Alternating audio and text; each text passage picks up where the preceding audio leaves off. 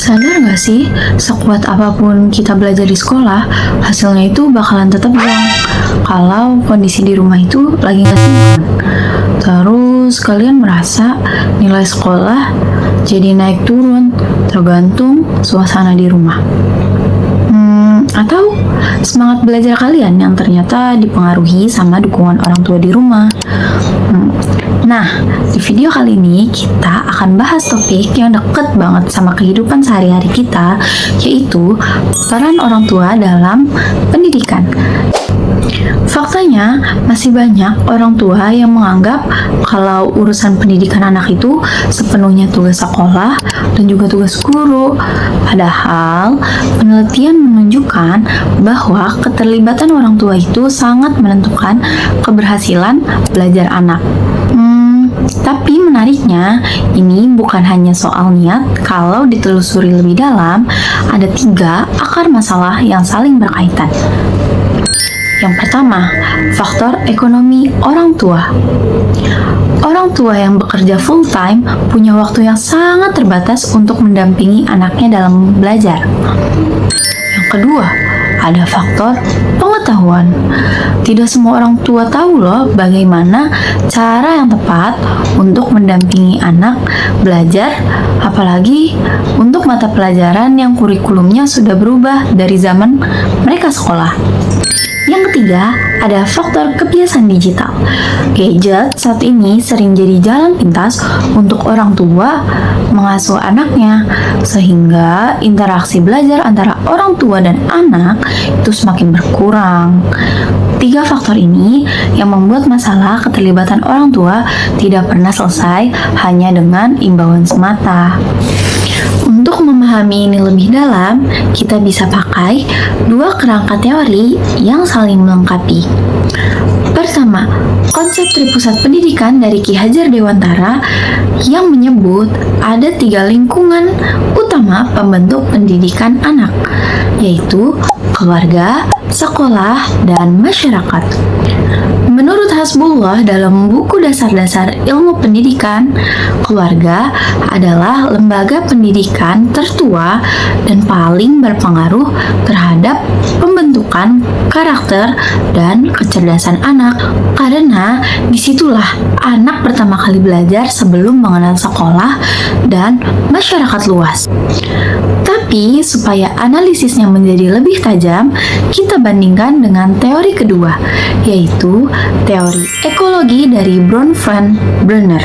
Teori ini menjelaskan bahwa perkembangan anak dipengaruhi oleh lapisan-lapisan lingkungan yang saling berinteraksi, dimulai dari mikrosistem terlebih dahulu, yaitu lingkungan terdekat seperti keluarga dan sekolah, sampai ke makrosistem yang besar, yaitu nilai budaya dan kebijakan yang lebih luas. Uniknya, Bronfenbrenner ini menegaskan bahwa hubungan ini bersifat 2 arah, bukan hanya orang tua yang mempengaruhi anak, tapi anak juga bisa loh mempengaruhi bagaimana orang tua tuh mengasuh. Jadi, jika digabungkan kedua teori ini, menunjukkan hal yang sama, bahwa keluarga itu bukan hanya salah satu faktor pendidikan, tapi mikrosistem yang paling inti menentukan bagaimana anak merespon sistem-sistem lain di luar rumah, termasuk di lingkungan sekolah dan lingkungan sosialnya. Menariknya lagi, penelitian Marzuki dan Setiawan di tahun 2016 menambahkan catatan penting bahwa keterlibatan orang tua yang baik itu bukan soal seberapa lama waktu yang dihabiskan, tapi seberapa berkualitas interaksinya. Artinya, orang tua yang sibuk bekerja pun sebenarnya masih bisa loh berperan optimal, asalkan waktu yang sangat terbatas itu digunakan secara sadar dan juga terarah. Bukan sekedar hadir secara fisik aja di rumah. Kita lihat buktinya di lapangan. Penelitian dari Lilawati di tahun 2021, selama masa belajar dari rumah berlangsung, ia menemukan pola yang konsisten, bahwa anak yang orang tuanya aktif mendampingi saat belajar cenderung lebih semangat dan disiplin dalam belajar. dibanding dengan anak yang dibiarkan belajar sendirian. Ini sejalan juga dengan konsep mikrosistem yang disebutkan tadi, karena rumah adalah lingkungan interaksi paling intens untuk anak usia sekolah. Sementara itu, penelitian Irma dan teman-teman di tahun 2019 yang berlangsung di TK Masyitoh Purworejo menunjukkan hal yang lebih spesifik lagi. Bukan tentang semangat belajar saja, tapi keterlibatan orang tua di usia dini berkorelasi langsung dengan perkembangan sosial emosional anak, seperti kepercayaan diri dan kemampuannya bergaul. Kalau kita bandingkan kedua penelitian ini, terlihat pola yang menarik. Dampak keterlibatan orang tua itu bertingkat sesuai dengan usianya. Di usia dini, pengaruhnya itu lebih ke pembentukan emosi dan sosialnya. Sedangkan di usia sekolah, dampaknya terlihat pada motivasi dan kedisiplinan belajarnya. Artinya, bentuk keterlibatan orang tua idealnya juga menyesuaikan tahap perkembangan anak, bukan disamaratakan. Tapi, perlu digarisbawahi juga, keterlibatan orang tua yang berlebihan, misalnya terlalu mengatur dan tidak memberi ruang untuk anak mencoba dan gagal, justru itu bisa menghambat kemandirian anak. Jadi, yang dibutuhkan itu bukan keterlibatan sebanyak-banyaknya, tapi keterlibatan yang seimbang dan sesuai dengan porsinya.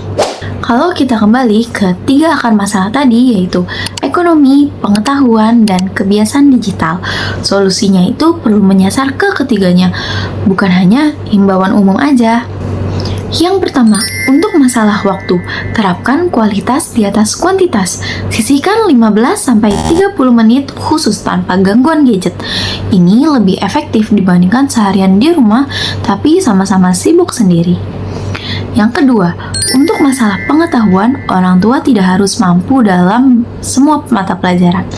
Cukup jadi pendengar aktif, tanyakan kesulitan anak, dampingi prosesnya, dan tidak terfokus pada hasilnya saja, itu sudah cukup. Yang ketiga, untuk masalah kebiasaan digital, buat kesepakatan bersama mengenai screen time, dan jadikan diskusi tentang sekolah sebagai rutinitas. Yang keempat, untuk penguatan sistem jalin, komunikasi rutin dengan guru, sesuai konsep mesosistem dalam teori Bronfenbrenner, supaya rumah dan sekolah itu berjalan searah, bukan saling lempar tanggung jawab. Nah, 4 langkah ini kelihatannya cukup sederhana kan? Tapi kalau dilakukan dengan konsisten dan disesuaikan dengan kondisi masing-masing keluarga, dampaknya itu jauh lebih terasa dibandingkan sekedar niat tanpa strategi. Jadi bisa kita simpulkan bahwa pendidikan anak bukan hanya tanggung jawab guru dan sekolah, tapi juga tanggung jawab orang tua di rumah. Dan keduanya itu harus berjalan beriringan, bukan saling menggantikan. Yang menentukan bukan seberapa banyak waktu yang dimiliki orang tua, tetapi seberapa sadar dan terarah waktu itu untuk digunakan untuk anak. Yuk mulai dari sekarang kita luangkan waktu untuk anak-anak kita, karena rumah adalah sekolah pertama mereka. Terima kasih sudah menonton semuanya. Jangan lupa like dan share ke orang tua di sekitar kalian ya. Bye-bye.